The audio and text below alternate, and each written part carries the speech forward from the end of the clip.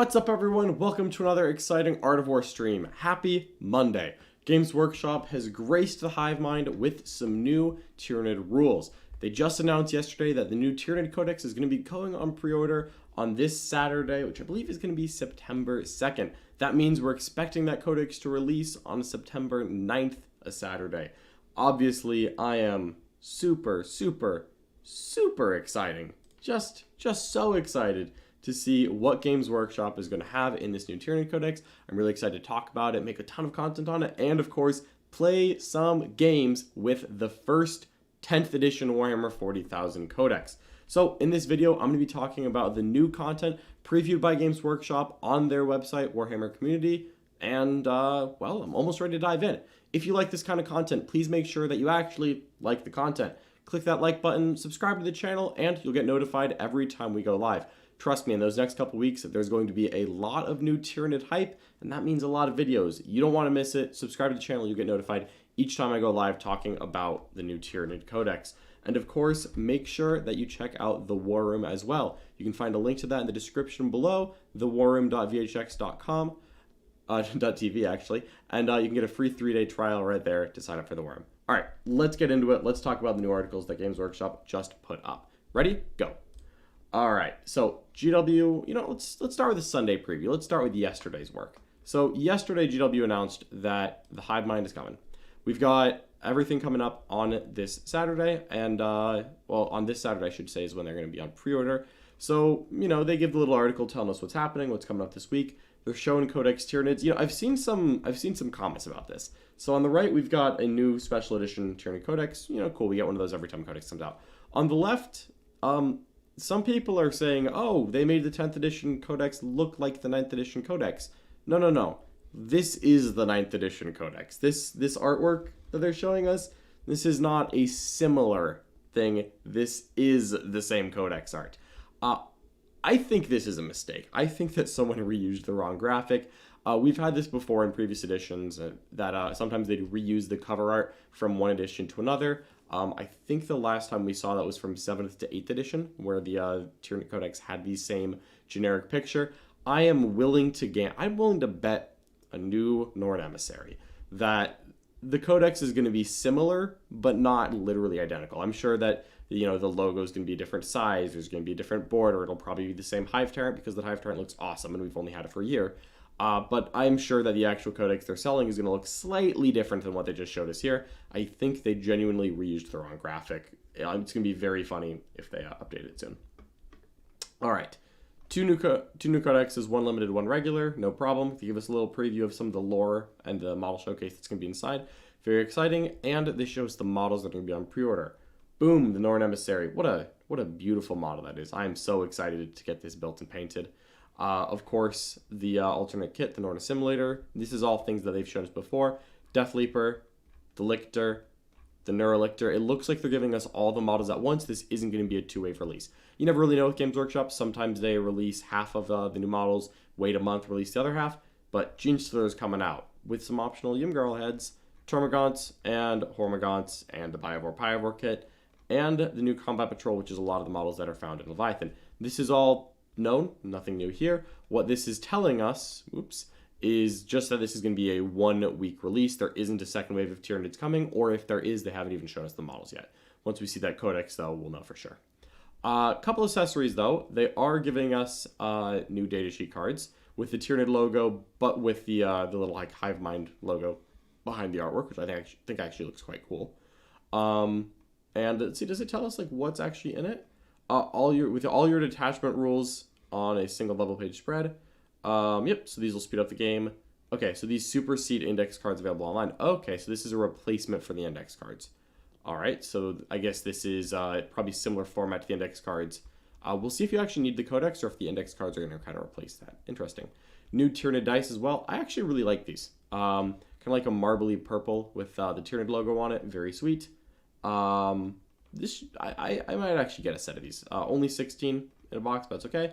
And then they show some Horus Heresy stuff that's not Tyranids, and 5 short swords are coming to Black Library. All right, cool. Let's talk about rules now. That was enough. GW put out this morning some first looks at the new detachments from Codex Tyranids. This article is going to get a lot more interesting because it's new. All right. blah, blah, blah. They're giving us the normal filler. In addition to the invasion fleet, there are 5 more to choose from. So there's 6 detachments total. One of them is the invasion fleet. That's what you can find already on Warhammer Community in the PDF section. This is the current detachment in the index. And there are 5 more. So the 5 more is going to be interesting. I don't know how much they'll change the invasion fleet, if at all. Oh, I lied. The invasion fleet, which functions exactly the same as it does now. So Tyranids being the first codex, didn't bother to change the detachment we had. There wasn't like any reason to change it. Totally fine. But they're going to start showing us detachments now. The Crusher Stampede is up first. All right. So this used to be the powerhouse of competitive 40k. This was very strong in the past, back when it had a White Dwarf supplement. Now we've got the Detachment Rules. So each time a Tyranid monster makes an attack, +1 to the hit if they're below starting strength, and +1 if below half strength. This looks very underwhelming.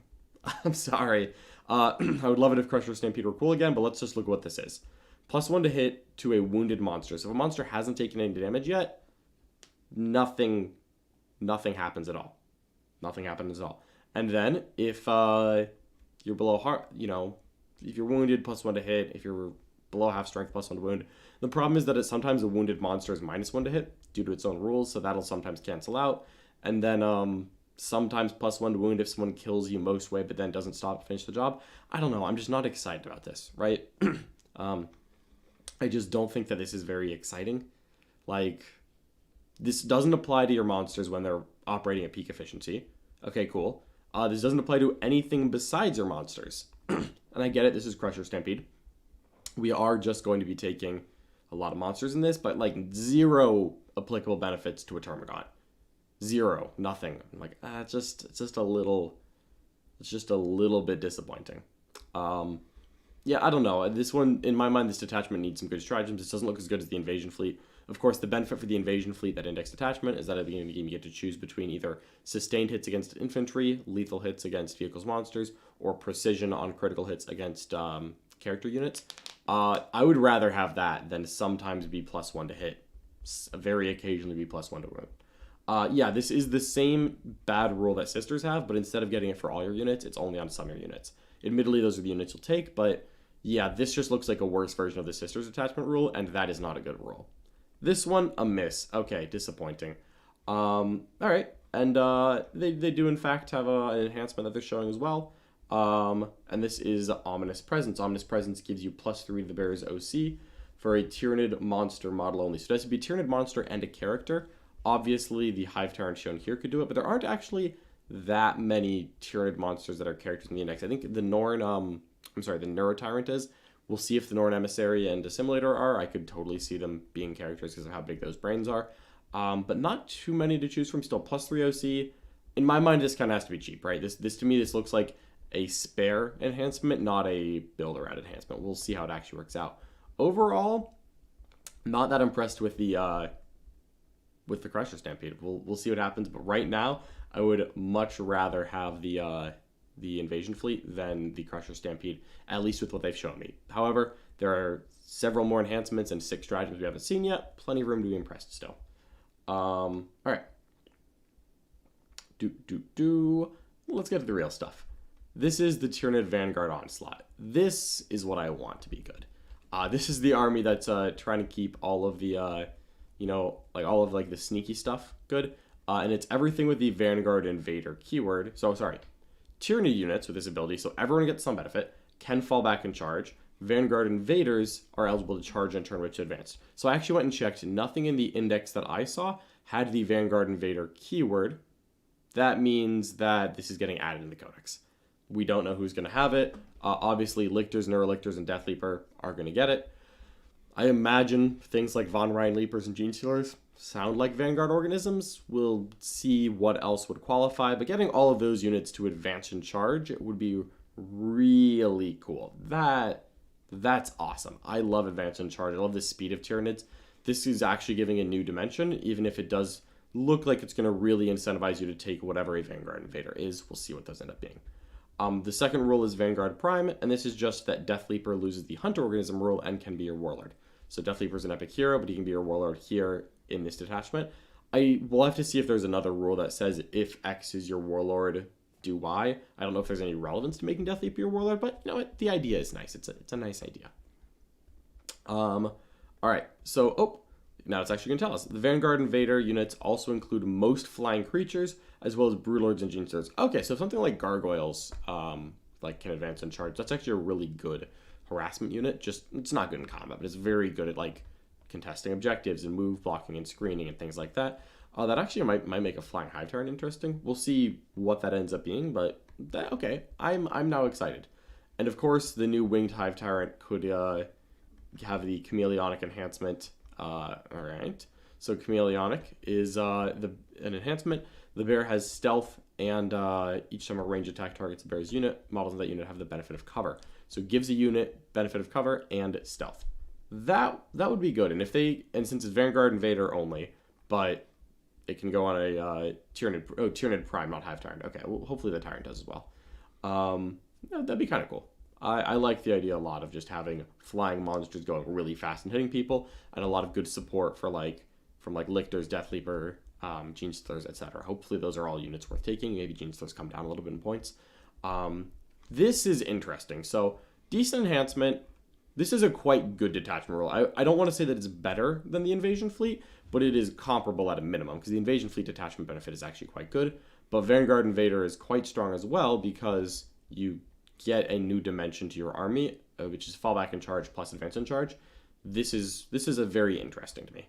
Finally, they do show us a stratagem, and that is Assassin Beasts. In the fight phase, pick a Vanguard Invader infantry unit that has not been selected to fight, and melee weapons get precision. Okay, so 1 CP precision.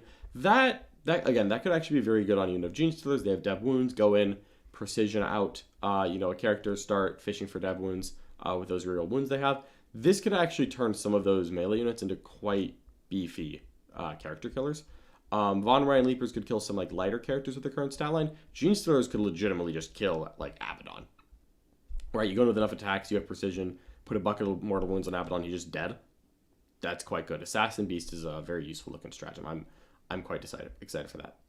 Okay, that is all the rules they show us. They do give us some previews, kind of what the next detachments are. So the Unending Swarm, as pictured, you can guess this is going to be a lot of gaunts. The Assimilation Swarm has a Hive Tyrant on it, but then in the little fluff blurb, it tells us that it could be built around a brood of Heraspexes. That could be interesting. So I guess it's like eating people detachment. That one, it's a little hard to like think about what that would look like. And then finally, the Synaptic Nexus. That doesn't really hint at what it is, just unleashing the power of the hive mind. Maybe that's like a boosted damage to like psychic weapons. I don't know, but a Synaptic Nexus is no doubt going to involve Zoanthropes, and sure enough, the artwork for it does have Zoanthropes and a Neura Tyrant just all floating around looking menacing. So I'm guessing this is going to be quite interesting. So 6 detachments total, 1 of them is unchanged, 3 of them we don't know much about, 2 of them we've got the preview. First take, the Vanguard Onslaught is quite interesting. That is a detachment rule I am very willing to play around with. Again, I don't want to say it's strictly better because it really is going to depend on what is going to have the Vanguard Invader keyword, but at least it is giving a new dimension to units. I genuinely don't see a point in the Crusher Stampede detachment rule. As much as I would love to get my big monsters out, I own plenty of them, this isn't the incentive I needed. That's going to have to come in enhancements and stratagems. We'll see what happens there. All right, that is going to wrap up this video. If you enjoyed this content, please make sure that you like this video. Of course, subscribe to the channel. You'll get notified each time we go live. And trust me, there is a lot of Tyranid content coming. If GW puts up more articles, I'll be putting up more Tyranid videos. And of course, when that Tyranid Codex goes up on pre-order on Saturday, we're going to have access to all those lovely rules. Guaranteed there is going to be a Codex review video coming up as soon as this goes on pre-order. So really, really excited for that. I'm sure you all are as well. And there's going to be a lot more Tyranid content coming in the Worm as well. So if you want to get first hot takes on the Tyranid Codex, I'm going to be putting up a Tyranid faction focus next week. As well in next week, so after the Tyranid Codex goes on pre-order, we're planning to have 2 games with the new Tyranid Codex and some of these new models. It's going to be really exciting. So make sure you check it out, subscribe to the channel, and of course, hit me up in the Worm. You can find a free trial to the Worm in the description below, theworm.vhx.tv. Thank you so much for watching this, everyone, and I'll catch you next time. Bye-bye.